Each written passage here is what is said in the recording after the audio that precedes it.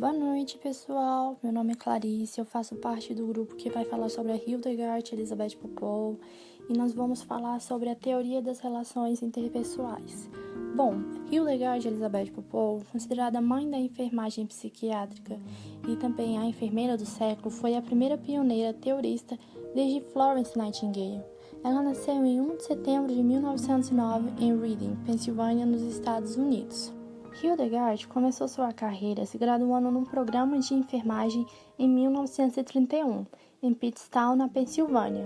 Em 1943, ela se formou em psicologia interpessoal pelo Bennington College, onde atuou como enfermeira. Hildegard participou como enfermeira na Segunda Guerra Mundial, onde teve a oportunidade de conhecer Harry Sullivan, Abraham Maslow e Sigmund Freud, os psiquiatras mais importantes da época. Ela se tornou mestre e doutora em enfermagem psiquiátrica no Teachers College, da Universidade de Colômbia. Nos anos 50, ela começou a ministrar aulas de enfermagem psiquiátrica neste mesmo lugar. Em 1948, ela terminou seu livro Interpersonal Relations in Nursing, fazendo parte de sua tese. Hildegard também se formou em psicanálise pelo Instituto William Alonso White de Nova York e, em 1952, publicou sua teoria, a Teoria das Relações Interpessoais, que fala basicamente sobre a importância do relacionamento entre o enfermeiro e o paciente. Boa noite, eu sou Ana Paula. Eu vou falar um pouquinho sobre a teoria de Hildegard e os 4 conceitos fundamentais interrelacionados: pessoa, ambiente, saúde e enfermagem. Pessoa. Hildegard define a pessoa em termos de homem, e este homem como um organismo que luta ao seu modo para reduzir as tensões geradas pelas necessidades. A autora utiliza ainda a definição de paciente como sendo o indivíduo que necessita de cuidados à saúde, considerando o ser humano um organismo vivo em estado de equilíbrio instável que luta para atingir um estado de equilíbrio perfeito. Ambiente. Hildegard afirma que há forças fora do organismo e no contexto da cultura que influem no paciente, mas a teorista não se refere diretamente à sociedade ambiente. Ela, na verdade, estimula o profissional de enfermagem a levar em conta a cultura e os costumes do paciente. Saúde.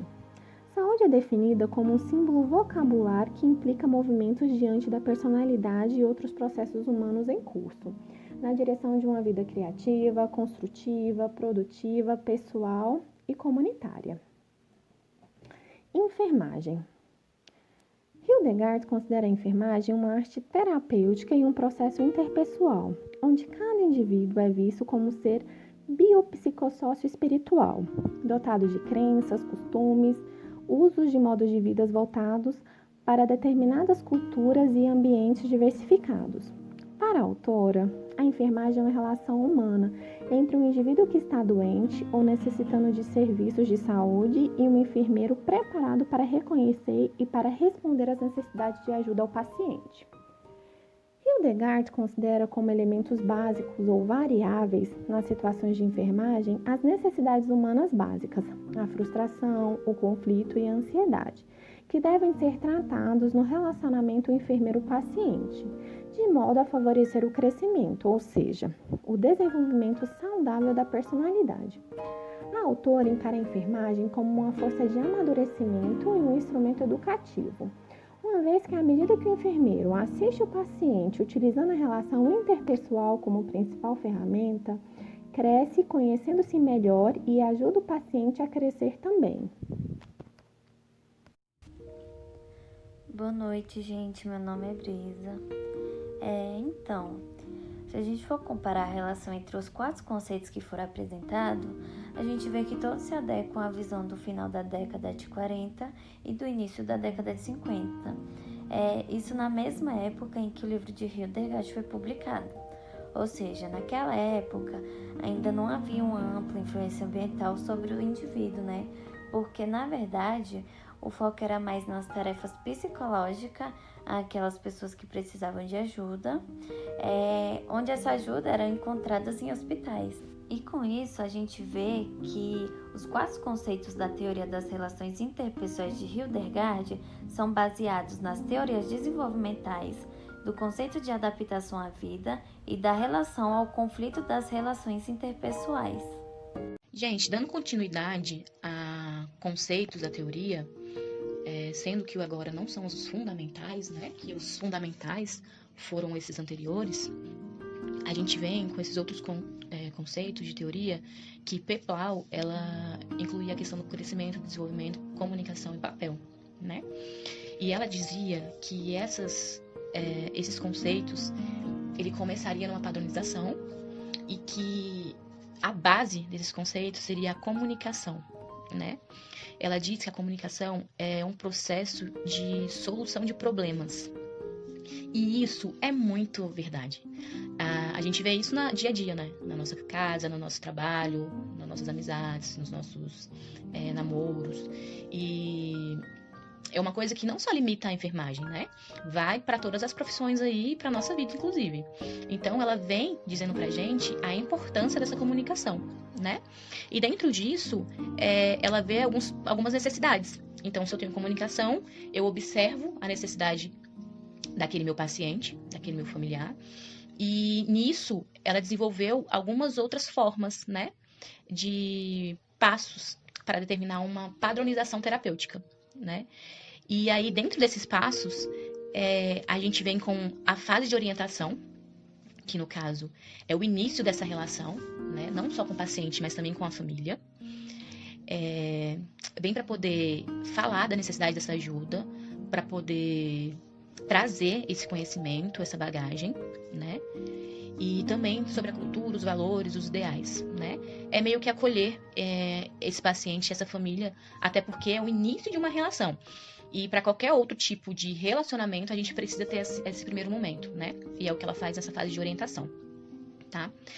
Seguindo da fase de orientação, a gente tem a de identificação, que é quando o paciente, ele reage, né, ao enfermeiro, e a gente precisa esclarecer as nossas expectativas.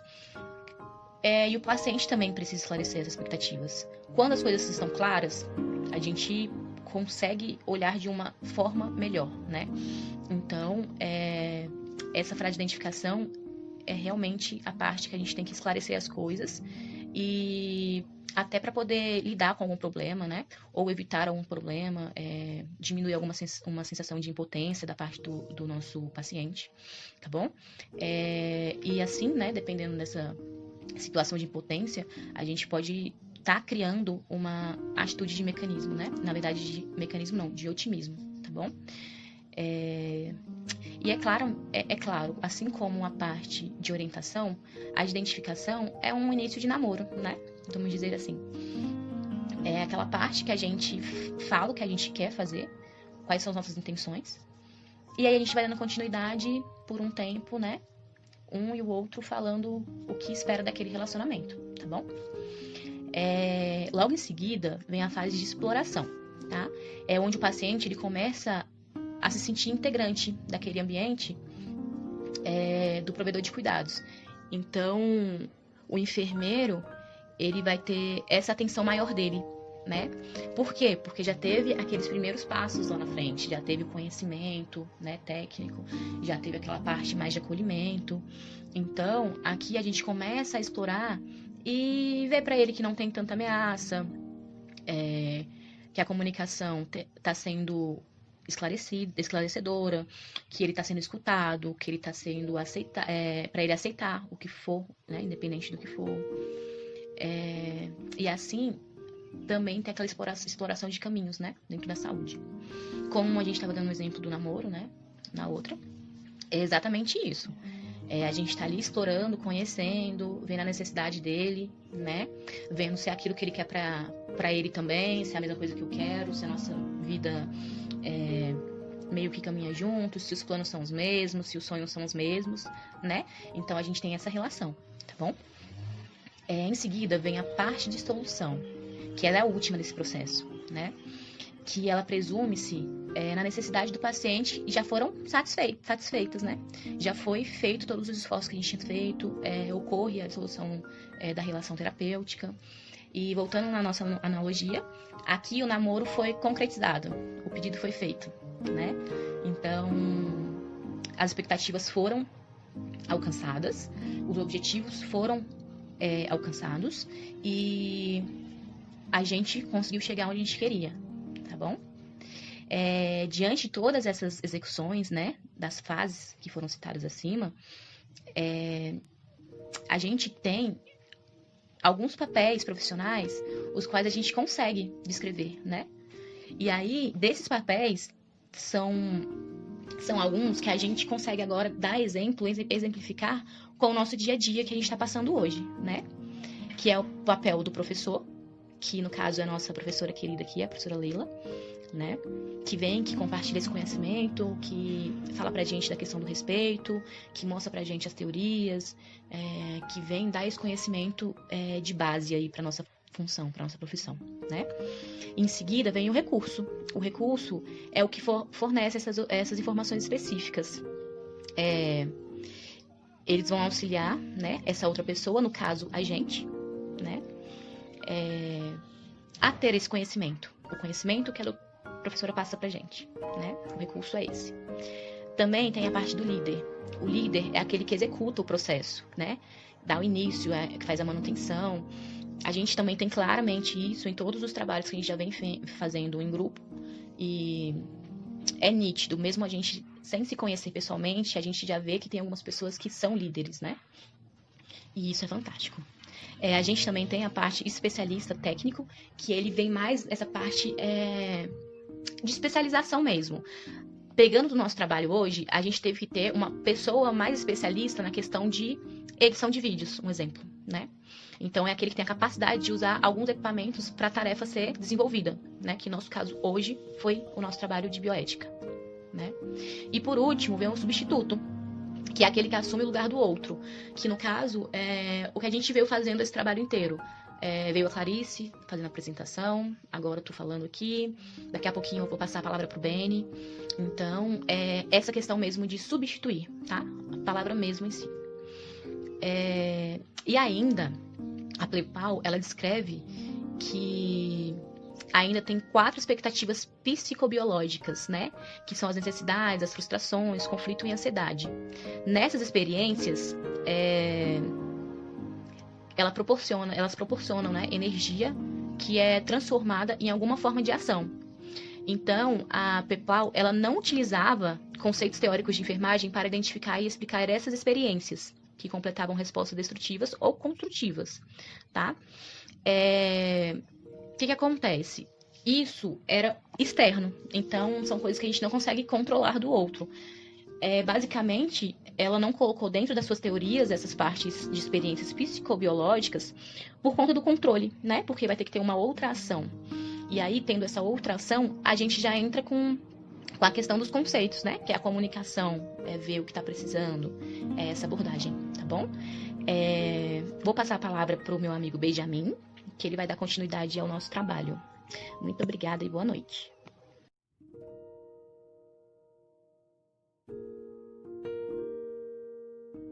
Olá, boa noite, tudo bem? Eu sou o Benjamin e hoje eu estarei falando sobre a comparação do processo de enfermagem e as fases da teoria de Peploe.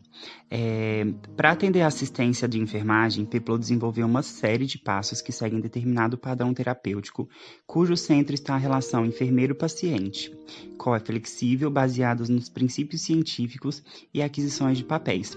Estes passos são orientação, princípios científicos, né? Identificação, exploração, solução, as quais suprepõem-se que interrelacionam-se à medida que o processo evolui na direção de uma solução. Como a nossa amiga Tainá estava falando, né? A fase da orientação, identificação, exploração e solução. Peploe descreve que essas 4 experiências psicológicas, necessidades, né, frustração, conflito e ansiedade, são experiências que proporcionam energia, que são transformadas de alguma forma em ação. Peploe não utiliza conceitos teóricos de enfermagem para identificar e explicar essas experiências que completem respostas destrutivas ou construtivas, provenientes do enfermeiro e paciente. Esse atendimento ele providencia uma base para a formação de objetivo e intervenções da enfermagem.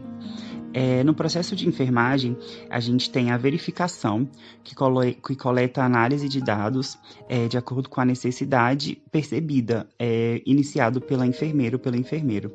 Já na fase de PEPLO, temos a orientação, onde o enfermeiro e o paciente eles se encontram como completos estranhos, iniciando ali um relacionamento, onde se entenda a necessidade para que os dois trabalhem juntos para reconhecer, esclarecer e definir os fatos relacionados com a necessidade desse paciente, desse tratamento, como a Tainá estava falando para a gente, né?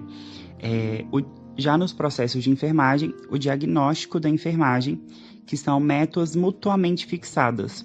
Já na fase de PEPLO, existe toda uma identificação que é fixada independentemente de metas. O paciente tem a sensação de pertencer e reagir seletivamente àquelas que podem satisfazer as necessidades. Geralmente é iniciado pelo paciente. Já no processo temos a implementação, onde os planos são iniciados na busca da conquista da meta mutualmente estabelecida, né? No caso do diagnóstico da enfermagem, e ela pode ser realizada pelo paciente ou pelo atendimento da saúde ou pela família do paciente. Já na fase de PEPLO, temos a exploração, onde o paciente, buscando ativamente e confiando no conhecimento da equipe, eles buscam se ajudar, né? Já no processo de enfermagem, temos a evolução, que, baseada nos comportamentos finais esperados e estabelecidos, se conduz à finalização ou início de novos planos.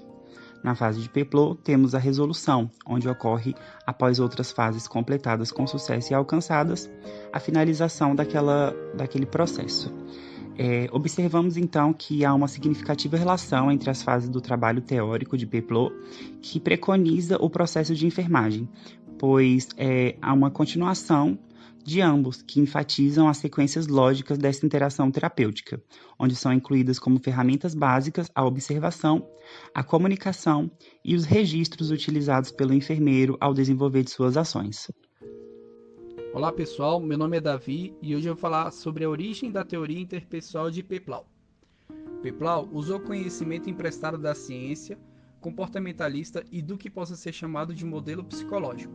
A composição conceitual dos relacionamentos interpessoais procura desenvolver as habilidades do enfermeiro usando a orientação através dos eventos de significância psicológica, sentimentos e comportamentos do paciente. A teoria interpessoal de Harry Sullivan, a teoria de psicodinâmica de Sigmund Freud, a teoria de Abraham Maslow da motivação humana, o trabalho de Neil Edgar Miller voltado para a teoria da personalidade, mecanismos de ajustes, psicoterapia e princípios do aprendizado sociais são alguns dos muitos recursos que Peplau usou no desenvolvimento da sua composição conceitual. Peplau estava comprometido em incorporar conhecimentos já estabelecidos dentro da composição conceitual dela, para assim desenvolver uma teoria baseada no modelo da enfermagem, o que conseguiu com sua teoria de relações interpessoais. Cumpre destacar a importância do referencial das teorias interpessoais para a enfermagem, ao se colocar como uma tentativa de mudanças de um olhar clínico meramente para um olhar compreensivo da enfermeira dirigindo ao paciente.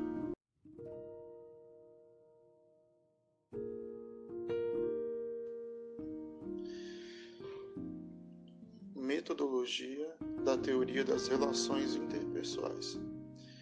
Processo usado por Peplau para construir a teoria é um método indutivo. Generalizações empíricas são estabelecidas indiretamente. A indução é um tipo de relacionamento no qual a pessoa observa eventos empíricos e generalizáveis de acontecimentos similares. Tomei 1989. De acordo com Peplau, situações de enfermagem proporcionam um campo de observações dos quais apenas conceitos de enfermagem podem ser derivados e usados para o aperfeiçoamento do trabalho profissional. Os conceitos selecionados que Peplau usa são organizados dentro de um componente maior, formando relacionamentos que são lógicos e completos.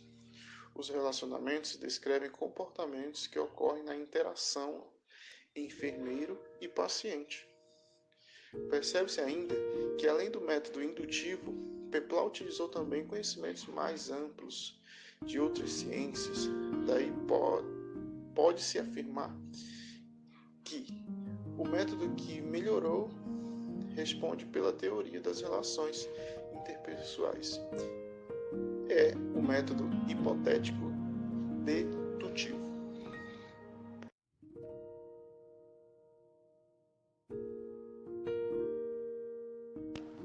Boa noite, tudo bem com vocês?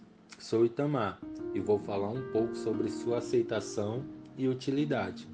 Peplau trouxe mudanças para a prática da enfermagem no trabalho terapêutico com pacientes, graças à sua teoria. Graças à sua teoria, houve mudanças na ordem e na cultura da enfermagem. Passaram a entender melhor que para ter uma enfermagem adequada, deve existir o contato com o paciente, resultando no melhor cuidado. E a sua teoria teve melhor aceitação na enfermagem psiquiátrica, na saúde mental e enfermagem clínica, considerando uma teoria necessária, porém pouco usada. A sua teoria contribui na atuação dos enfermeiros, pois promove a interação na qual tanto o paciente quanto o profissional são protagonistas e estão em busca de objetivos em comum, que consiste na recuperação e na humanização e na qualidade de vida. E as relações interpessoais? A teoria de Peplau constitui-se um instrumento de extrema valia, considerando as dificuldades da vida do cliente, e desta forma fortalece a relação interpessoal na resolução de problemas, assim cada vez mais solidificando a prática da enfermagem. O profissional deve ter claramente que é responsabilidade em exercer múltiplos papéis, inclusive o de psicoterapêutico. Boa noite, eu me chamo Tiffany e vou estar fazendo algumas considerações finais sobre o nosso trabalho. Embora o livro de Peplau tenha sido publicado na década de 50, 4 décadas atrás, constatamos que os conceitos da teoria continuam dando direção para a prática da enfermagem, para a educação e a pesquisa. Este fato se explica por ter sido esta teoria desenvolvida com base na realidade, o que tem favorecido a relação existente entre a teoria e os dados empíricos, os quais permitem a validação e a verificação da teoria por outros cientistas. A teoria de Peplau lida com relacionamentos do processo interpessoal enfermeiro-paciente e experiências psicobiológicas. Cada um desses relacionamentos é então desenvolvido dentro da teoria, de uma forma compreensível. Daí, a teoria ser descrita como uma junção de alto grau de simplicidade. A teoria de Peplau é adaptável apenas na enfermagem, em locais onde possa haver a comunicação entre o paciente e o enfermeiro. O seu uso é limitado no trabalho com pacientes inconscientes, recém-nascidos e alguns pacientes idosos. Portanto, nesta teoria, a qualidade da generalidade não é encontrada. Desta forma, podemos concluir que o trabalho de Peplau tem fornecido uma contribuição significante para a base de conhecimentos da enfermagem.